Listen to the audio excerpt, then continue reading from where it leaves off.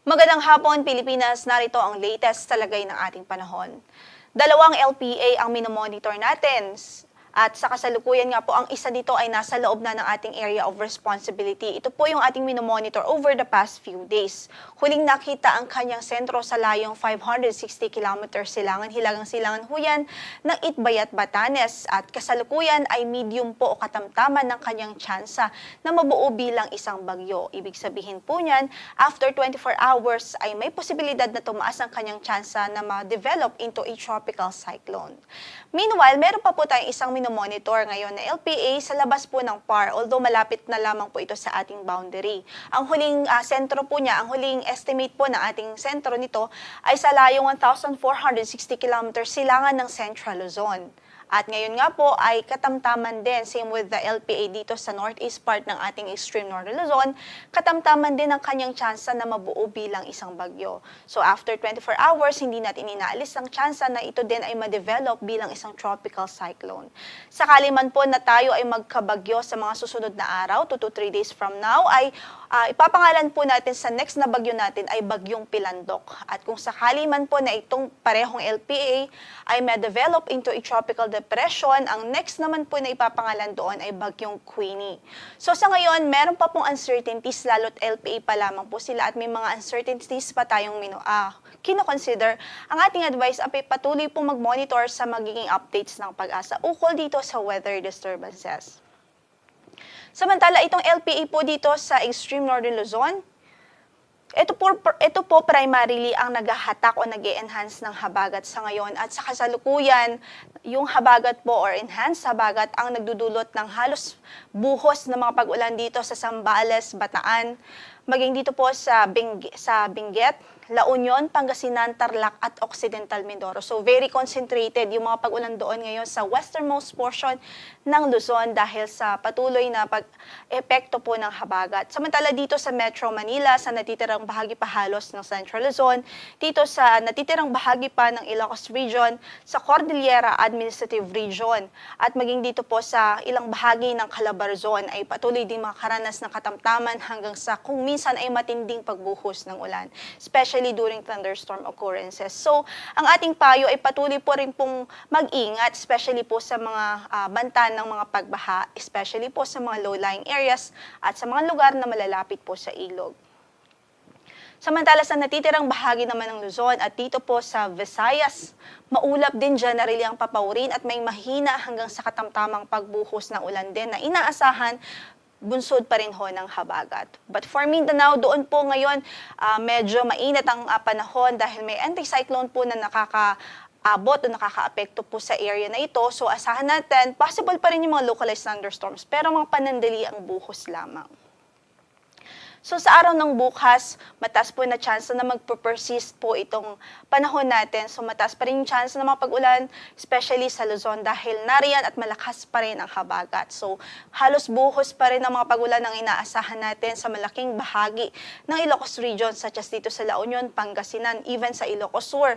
And nandito po sa Zambales, sa Bataan, Tarlac, Pampanga, mataas ang chance po ng malalakas na pag-ulan bukas. Dito naman sa Metro Manila, natitirang bahagi pa ng Central Luzon sa Cordillera Administrative Region, sa Cavite, Batangas, Laguna, and even Rizal ay katamtaman hanggang sa kung minsan ay matinding pagbuhos din ng mga pag-ulan ang inaasahan natin sa araw ng bukas at yan ay patuloy na epekto po ng habagat. Para sa ating pagtay ng panahon sa Metro Manila, 26 to 28 ang inaasahang magiging agwat ng temperatura bukas. Sa Baguio naman ay 17 to 20 degrees Celsius, 26 to 29 sa Lawag, 25 hanggang sa 31 sa Tugigaraw. Sa Tagaytay ay 23 hanggang sa 27. Sa Legazpi ay 26 hanggang sa 31 degrees Celsius. Samantala dito naman ho sa Visayas ay maulap din ang papaurin at may mga mahihina hanggang sa katamtamang pagbuhos pa rin ng ulan na inaasahan bukas. Kasama na po dyan dito yung parte ho ng Mimaropa dito sa Palawan Province ay maulap din at may mga pag-ulan pa rin dahil pa rin ho ito sa habagat. Samantala dito sa Mindanao ay bahagya maulap hanggang sa maulap ang papaurin. Kung may mga pagbuhos man ng ulan ay dahil po yan sa mga thunderstorms at mga panandalian lamang po. Para sa pagtayo ng ating temperatura sa Cebu, 27 to 31 degrees Celsius. Sa Iloilo naman po ay 24 to 30 degrees Celsius. Sa Cagayan de Oro ay 25 to 34, 26 to 33 sa Davao, sa Zamboanga ay 26 hanggang sa 34. Sa Tacloban, 26 hanggang sa 31. 31 po yan, 31 degrees Celsius. At sa Kalayaan Islands ay 28 hanggang sa 32 degrees Celsius. Samantala, in effect pa rin ang ating weather advisory. So ngayong hapon na ito hanggang bukas ng hapon, nakikita pa rin natin na 100 to 200 millimeters of rainfall pa rin ang pwede pong maranasan o ma-receive ng mga pag-ulan dito sa La Union, sa Benguet, sa Pangasinan, sa Tarlac, Zambales, Bataan, maging dito sa Occidental Mindoro. So dito po yung concentration ng pinakamalalakas na pag-ulan sa ngayon. Habang yung katamtaman naman sa kung minsan ay talagang matinding pagbuhos din, especially during thunderstorm occurrences, pwede pa rin ma-experience yung 50 to 100 millimeters of rainfall dito sa Ilocos Region, sa Abra, Ilocos Sur, Nueva Ecija, Pampanga, dito po sa Bulacan, Metro Manila, Cavite, Rizal, at even Laguna at Batangas at even sa Oriental Mindoro. By tomorrow afternoon until Sunday afternoon, ay malakas pa rin, 100 to 200 millimeters of rainfall pa rin dito sa Ilocos Sur, Benguet, La Union, Pangasinan, Zambales at maging sa Bataan. 50 to 100 millimeters of rainfall naman sa Ilocos Norte, Apayao, Abra, Kalinga, Mountain Province, Ifugao, Nueva Vizcaya, Tarlac, Pampanga, Nueva Ecija, Bulacan, Metro Manila at maging dito sa Cavite, Laguna, Rizal, Batangas at maging dito po sa Occidental at Oriental Mindoro. By Sunday afternoon to Monday afternoon, as we can see, halos tuloy-tuloy po yung mga pag-ulan na inaasahan talaga until weekend dahil po sa continuous na enhancement ng habagat sa malaking bahagi ng Luzon. So, dito nga po, mapapansin natin na dumagdag pa yung mga lugar kung saan ay makaranas ng mga malalakas na pag-ulan. Dito po sa Ilocos Norte, Abra, Ilocos Sur, sa La Union, Pangasinan, at maging sa Benguet, sa Zambales, ay inaasahan natin ng 100 to 200 millimeters of rainfall. Samantala, 50 to 100 millimeters of rainfall naman sa Apayao, Kalinga, Mountain Province, Ifugao, dito sa Benguet, sa Nueva Vizcaya rather, sa Nueva Ecija, sa Tarlac, Pampanga, Bulacan, Bataan, Metro Manila, Rizal, Cavite, Batangas at hanggang dito sa Occidental Mindoro, pwede pa rin makaranas ng malalakas na pag-ulan dahil po sa habagat. So ang ating advice sa ating mga kababayan, let's continuously prepare po. Hanggat maaari po, hindi po pwede maging kampante, patuloy pong mag-ingat at maging vigilant po sa ating kapaligiran. Especially kung pansin nyo po na medyo vulnerable na po ang inyong area dahil sa halos patuloy na pag-ulan.